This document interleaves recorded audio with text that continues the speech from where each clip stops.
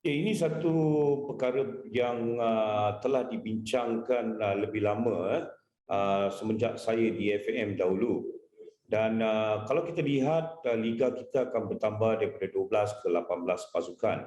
Ini merupakan bagi saya satu perkara yang cukup positif di mana kita memerlukan perlawanan untuk para pemain-pemain yang sedia ada dengan jumlah pemain yang dibenarkan untuk didaftar, ya. Dan yang paling menarik di sini bagi saya adalah adanya reserve league. Terlebih dahulu kita lihat daripada segi pemain-pemain bawah 23 yang akan beraksi setiap minggu. Kalau 8 pemain yang dibenarkan beraksi ataupun perlu beraksi dalam setiap perlawanan, bermakna setiap minggu kita ada 140 pemain berusia bawah 23 tahun bermain. Dan ini akan memberi satu pathway, ya, untuk mereka bermain dalam intensiti yang lebih baik bersama pemain-pemain import sebelum mereka dibawa ke skuad senior. Kita tahu macam musim-musim sebelum ini dan juga musim ini berlaku beberapa amendment ataupun perubahan dalam jadual perlawanan Liga Super beberapa kali. So apa yang Dato' harapkan agar mungkin ada penjadualan yang lebih sistematik untuk season depan?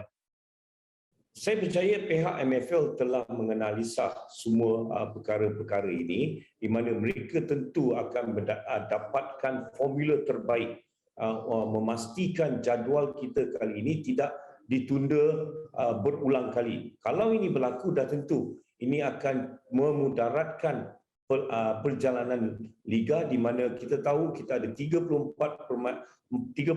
perlawanan yang harus kita lalui dan pada masa yang sama tidak lagi kita mempunyai Piala FA dan Piala Malaysia untuk kita lalui sebanyak mungkin. Setiap pasukan akan beraksi dalam 50 perlawanan dalam satu musim. Jadi saya tak nampak itu satu masalah yang besar, tetapi penjadualan itu harus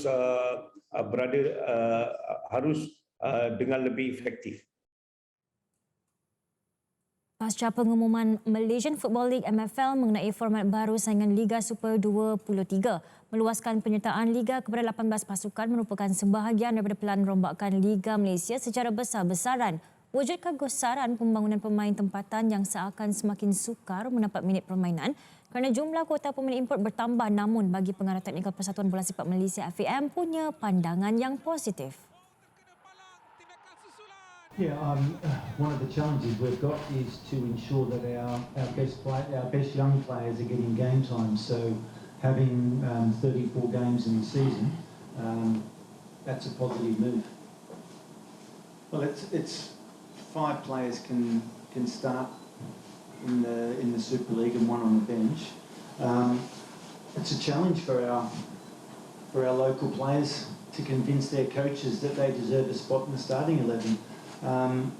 And I'm not sure, and I don't have much contact with the Super League clubs, but I don't know whether all of them are going to sign 9 foreigners.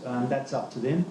But it's definitely a challenge for our local boys to prove to the respective coaches that they deserve a spot in the starting 11.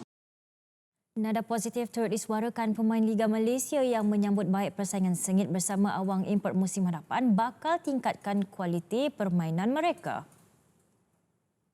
Dia rasa macam itu gugat juga, tapi kami sebagai pemain lokal dan pemain muda perlu bersaing lah untuk tunjuk buktikan kepada coach yang lokal lebih baik daripada import. Maybe tempat tu, posisi tu kita kena fight lah kan. Kadang-kadang kita menjadi, kadang-kadang tak jadi. So kita kena fight lah sebagai player muda, kena tunjuk saya baik untuk masa depan kita.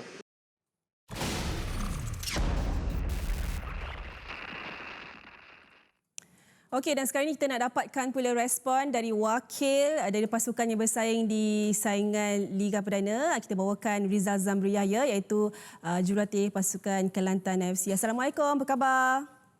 Waalaikumsalam, sihat Alhamdulillah. Okey Rizal, saya pasti dah selepas sehari dapat pengumuman daripada MFL, mungkin dah boleh fahamlah sikit sebanyak format baru ni. So macam mana Rizal lihat pengstrukturan baru Liga untuk musim depan ni? Daripada sudut Rizal, pasukan daripada Liga Perdana. Ya, pertama sekali saya rasa ini satu perkembangan yang baik kepada industri bola sepak kita, kerana kalau kita lihat pada tahun hadapan 18 pasukan akan beraksi. Ini bermakna saingan lebih kompetitif. So macam pasukan-pasukan kami di Liga Perdana, sudah pasti kami ingin memberikan satu saingan yang sihat, yang sengit kepada pasukan-pasukan yang telah lama beraksi dalam saingan Liga Super. Ini bermakna persiapan harus dilakukan awal, pemilihan pemain juga perlu diperketatkan supaya kita mempunyai satu skuad yang mampu bersaing dalam, saya rasa, liga perjalanan liga yang panjang untuk musim yang akan datang. Okey, mungkin sebelum ni Rizal membuat planning bahawa kalau dapat kembali ke saingan Liga Super, membuat persaingan di antara 12 pasukan dan sekarang ni dah jadi 18. So mungkin cabaran tu nak bertandang ke venue-venue memberikan lebih banyak cabaran lah. Mungkin Rizal boleh kongsikan sedikit apa agaknya cabaran yang Rizal dah nampak dah akan menanti untuk musim baru nanti. Ya, antara cabaran-cabarannya adalah bagaimana kita untuk pergi ke perjalanan. Contohnya pergi away game, lepas tu balik main home game. So itu menjadi satu faktor kepenatan dan sebagainya kan. Jadi sebab tu kalau kita lihat kita boleh mendaftarkan satu skuad yang ramai supaya kita boleh ada penggiliran pemain bagi mengatasi masalah-masalah kesediaan ataupun ke venue-venue yang jauh dan sebagainya. Dan sudah pasti untuk saingan tahun hadapan, jadual dengan banyaknya pasukan, saya rasa akan menjadi lebih padat lah. So kita terpaksa untuk plan lebih awal dan juga pasukan yang seimbang lah untuk mengatasi segala masalah tersebut lah. Dan juga mungkin mental para pemain juga perlu dipersiapkan pada awal sebab mereka memang akan hadapi musim yang cukup-cukup busy lah. Okey, satu lagi mungkin persoalan yang sekarang ni kita dapat lihat, tak semua pasukan ada pasukan kedua macam JDT, ada JDT 2 sebagai contoh lah. So bagaimana Rizal melihat keupayaan pasukan daripada Liga Perdana ni untuk mereka menyediakan pasukan untuk bersaing dalam Reserve League ni nanti? Ya, pada pandangan saya, kita kena lihat sebenarnya Reserve League ni adalah sebagai pasukan pembangunan, masih lagi diklarifikasikan sebagai pasukan pembangunan. So sudah tentu saya rasa Reserve League ni kita bagi peluang kepada pemain-pemain muda kita untuk menunjukkan aksi yang lebih baik, untuk meyakinkan jurulatih-jurulatih supaya mereka dapat peluang beraksi dalam saingan ataupun first team. Jadi saya rasa kalau kita pergi ke arah pembangunan, so bermakna result ataupun target tu tidak menjadi keutamaan lah. Tetapi apa yang paling penting adalah bagaimana kita boleh melahirkan pemain-pemain yang boleh diserapkan dalam pasukan utama yang beraksi di saingan Liga Super. Rizal, ada mungkin akan berdepan dengan masalah nak mencari pemain ataupun nak mendapatkan pemain yang Rizal nak tak rasanya nanti untuk season depan?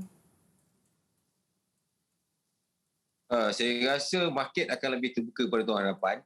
Kita pasti semua pasukan akan memilih pemain terbaik mereka dan ini menjadi satu cabaran juga kepada pasukan-pasukan yang akan beraksi.